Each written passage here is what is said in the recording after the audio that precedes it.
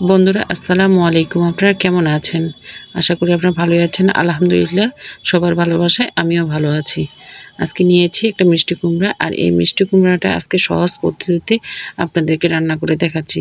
বন্ধুরা, ভিডিওটা ভালো লাগলে অবশ্যই আপনারা সাবস্ক্রাইব করবেন আর আমার পাশে থাকবেন, আমি যেন আপনাদেরকে নতুন নতুন ভিডিও দেখাতে পারি।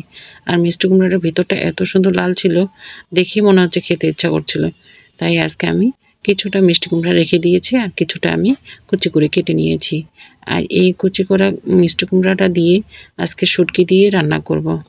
কড়ার মধ্যে আমি তেল দিয়ে দিয়েছি, আর এখন আমি দেব এই যে চিংড়ি মাছের কিছু শুটকি আমি ধুয়ে পরিষ্কার করে নিয়েছি, আর সেই শুটকিগুলো দিয়ে দিব। এই শুটকির ঘ্রাণটা কিন্তু খুবই সুন্দর। আপনারা যদি একবার খেয়ে দেখেন অবশ্যই আপনাদেরকে ভালো লাগবে। তাই আমি শুটকিটা ধুয়ে গরম পানিতে ধুয়ে পরিষ্কার করে নিয়ে তেলের মধ্যে কিছুক্ষণ একটু নেড়ে চেড়ে নেব। দেওয়ার সাথে সাথে তো একটা খুব সুন্দর একটা ঘ্রাণ বের হয়েছে। তাই ভালো করে শুটকিটা একটু নেড়ে চেড়ে নিচ্ছি। আর এখন দিচ্ছি কালো মরিচ। এটা বাজার থেকে নিয়ে এসেছে, মরিচগুলো একটু কালো, তাই দিয়েছি মরিচ, পেঁয়াজ কুচি, রসুন কুচি দিয়ে ভালো করে একটু লাল লাল করে ভেজে নেব। এভাবে ভেজে নিতে হবে, একটু লাল করে ভেজে নিতে হবে। এই যে একটু ভাজা হয়ে গেছে, মজে এসেছে। এখন আমি দিব এর মধ্যে স্বাদ মতো লবণ আর একটু পরিমাণ মতো হলুদ। আর যেহেতু একটু মিষ্টি মিষ্টি করবে, তাই আমি এখানে কোনো বেশি ঝাল দেব না।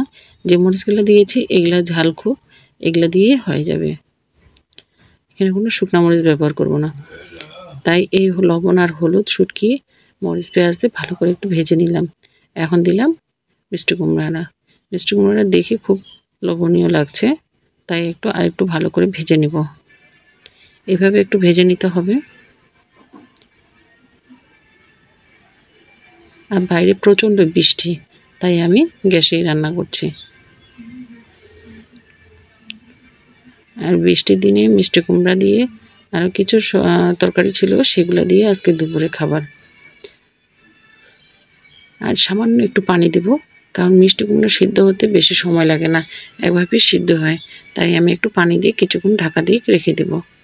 আর কিছুদিন ঢাকা দিয়ে রাখার পরে আমি যখন ঢাকনা তুলি, অনেকটা সিদ্ধ হয়ে গেছে। এখন আমি একটু নেড়ে চেড়ে নেব। এভাবে নেড়ে চেড়ে নিতে হবে। পানিটা শুকিয়ে গেলে আমি নামিয়ে নেব।